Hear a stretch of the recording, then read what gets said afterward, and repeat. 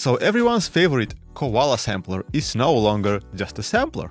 A new free update adds a much requested subtractive synth inside the app at no extra cost to users who have the Samurai in-app purchase. Now, to someone who's not into Koala, that may not sound like a big deal.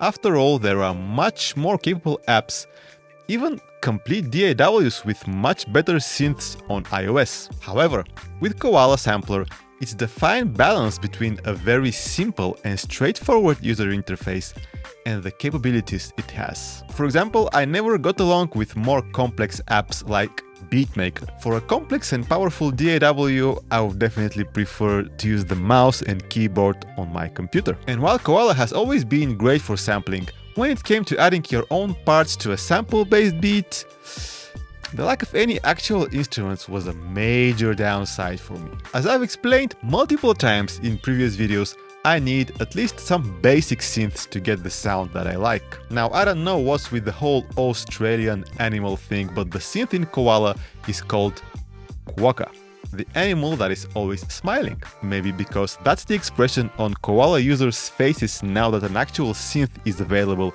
inside the app. So I proposed to Marek, the developer of the Koala app, to add a rompler with some basic acoustic instruments and call it Bandicoot. You know, like Crash Bandicoot? Anyway, so let's check out a beat I made using some sounds I made with Quokka. With the exception of the drums and a vocal sample, everything comes from this new instrument inside Koala.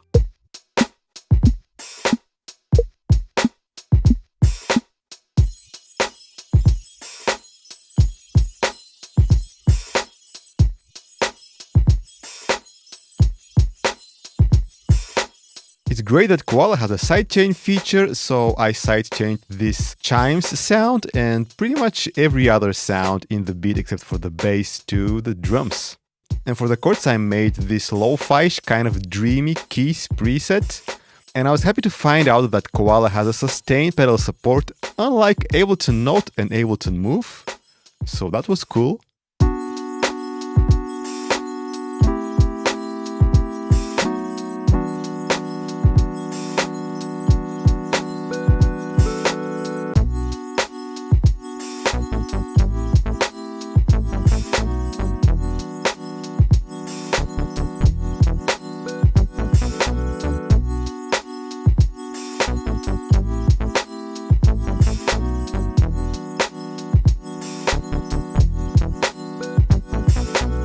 Well, unfortunately, similarly to Note and Move, it doesn't support pitch bend or modulation, but I guess we can have it all for $6, right? So I wanted to add some thickness and stereo width to the synth, but I realized that the effects section in Koala doesn't have a chorus, which I thought was weird, but I just opened the Koala Sampler Facebook group and I saw this post from the developer. So apparently chorus is coming in the next update very soon.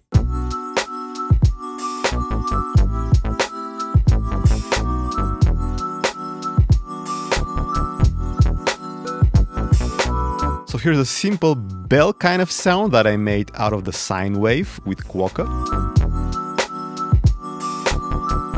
And of course we need a funky lead.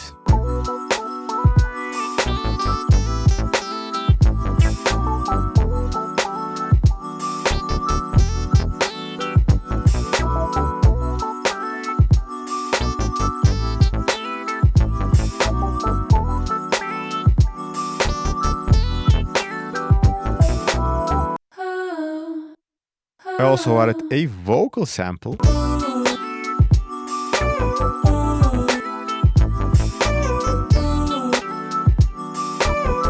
And so here's how the beat turned out in the end.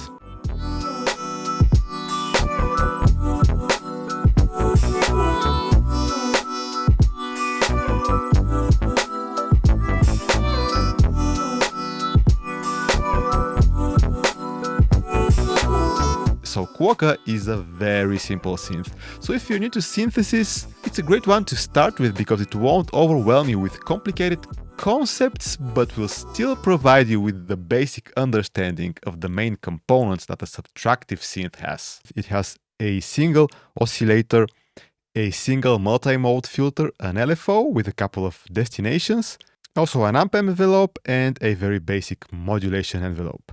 We also have a lot of presets here, and you can also save your own presets quite easily. So on the oscillator you have all your basic virtual analog waveforms like the sawtooth. It can morph into a square wave, sine wave, and noise. However, even though we only have one oscillator, using the morph control you can get a very rich sound. So with the saw wave it kind of sounds like you have two oscillators layered when you turn up the morph.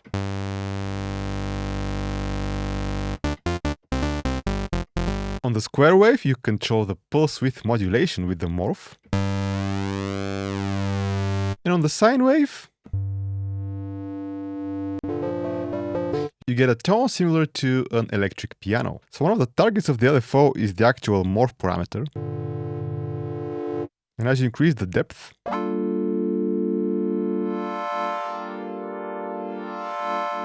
you can get kind of a wavetable type of sound. Pretty cool. But you also have the basic stuff like pitch, amp, cutoff, etc. And making bass sound is quite simple. Let's, for instance, go to the sawtooth wave again. Let's set it to mono, and you also have a glide.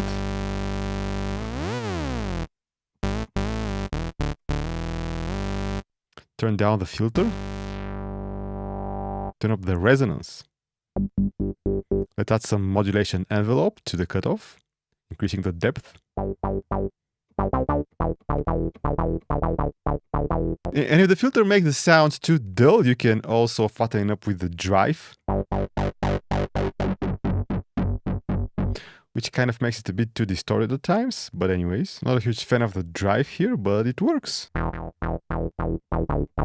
If you want to make the bass sound really fat though, you will have to go to the EQ.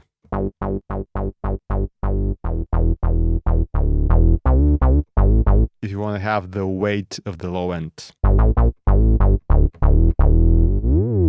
And of course you can send your sounds to the mixer with the bus effects. However, the bus effects are obviously not saved with your preset. So if you want to recall it in another session, you will not have the effects on it.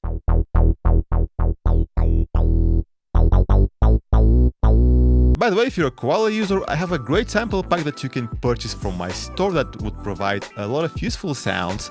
It's called The Heat and you can find it from the link down in the video description. But yeah, that's all for the video. If you enjoyed it, hit the like button, I would really appreciate it. And if you're not a subscriber, hit that button as well.